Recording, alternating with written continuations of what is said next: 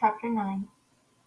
Now he called the 12 together, and gave them power and authority over all the demons, and the power to heal diseases. And he sent them out to proclaim the kingdom of Yahweh and to perform healing. And he said to them, Take nothing for your journey, neither a staff, nor a bag, nor bread, nor money, and do not even have 2 tunics. And whatever house you enter, stay there until you leave that city. And as for all who do not receive you, when you leave that city, shake the dust off your feet as a testimony against them. And as they were leaving, they began going through the villages, preaching the good news and healing everywhere. Now Herod the Tetrarch heard about all that was happening, and he was greatly perplexed, because it was said by some that John had risen from the dead, and by some that Elijah had appeared, and by others that one of the prophets of old had risen.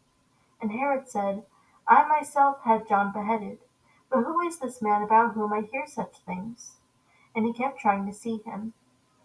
When the apostles returned, they gave an account to him of all they had done. And taking them with him, he withdrew privately to a city called Bethsaida. But the crowds were aware of this and followed him. And he welcomed them and began speaking to them about the kingdom of Yahweh, and curing those who had need of healing.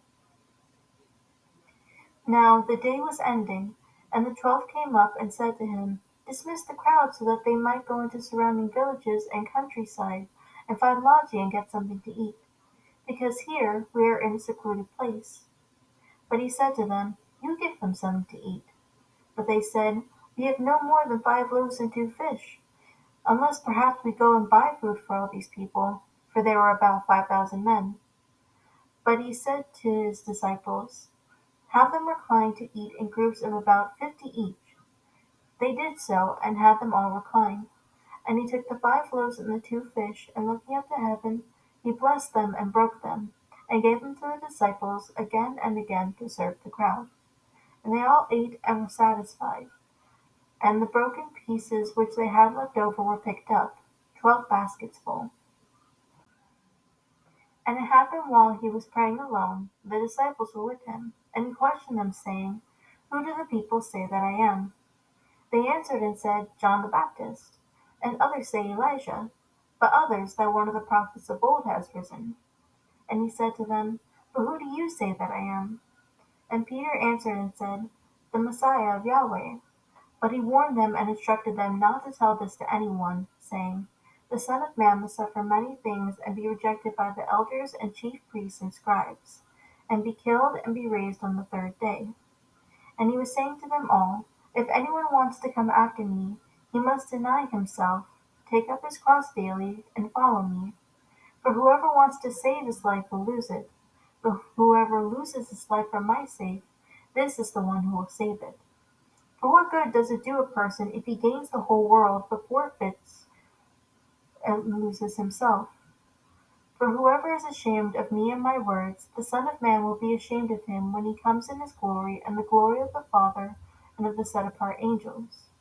But I say to you truthfully, there are some of those standing here who will not taste death until they see the kingdom of Yahweh.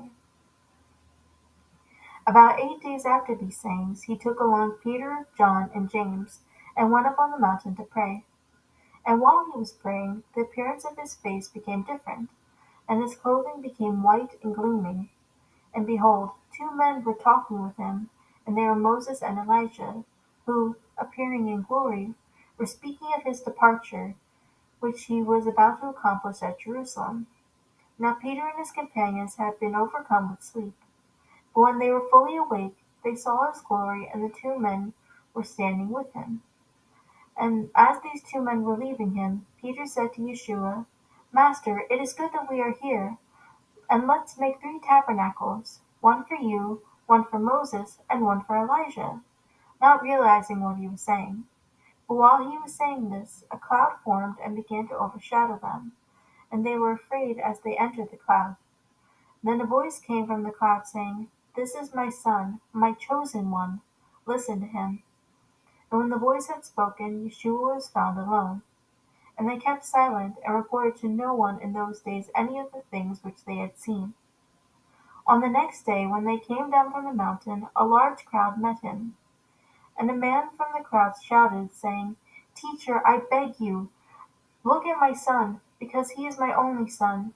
And the spirit seizes him, and he suddenly screams, and it throws him into a convulsion with foaming at the mouth, and only with difficulty does it leave him, mauling him as it leaves. And I begged your disciples to cast it out, and they could not.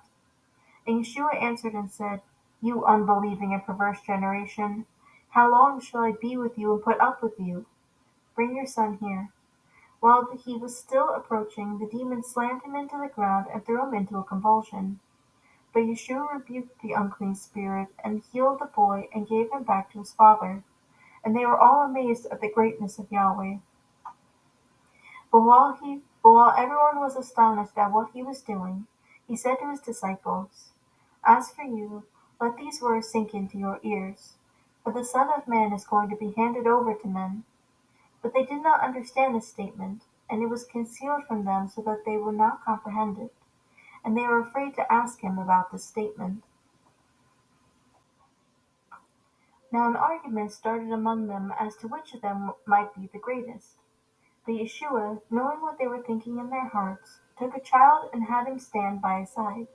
And he said to them, Whoever receives this child in my name receives me, and whoever receives me receives him who sent me.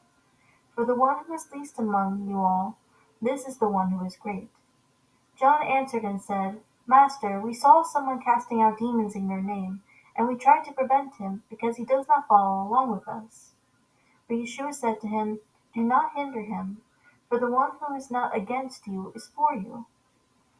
When the days were approaching for his ascension, he was determined to go to Jerusalem. And he sent messengers on ahead of him, and they went and entered a village of the Samaritans to make arrangements for him. And they did not receive him, because he was traveling towards Jerusalem. When his disciples James and John saw this, they said, Master, do you want us to command fire to come down from heaven and consume them? But he turned and rebuked them, and they went to another village. As they were going on the road, someone said to him, I will follow you wherever you go.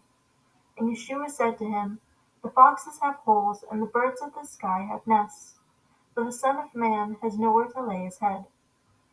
And he said to another, Follow me. But he said, Master, permit me first to go and bury my father. But he said to him, Allow the dead to bury their own dead. But as for you, go and proclaim everywhere the kingdom of Yahweh. Another also said, I will follow you, Master, but first permit me to say goodbye to those in my house. But Yeshua said to him, No one, after putting his hand to the plow and looking back, is fit for the kingdom of Yahweh.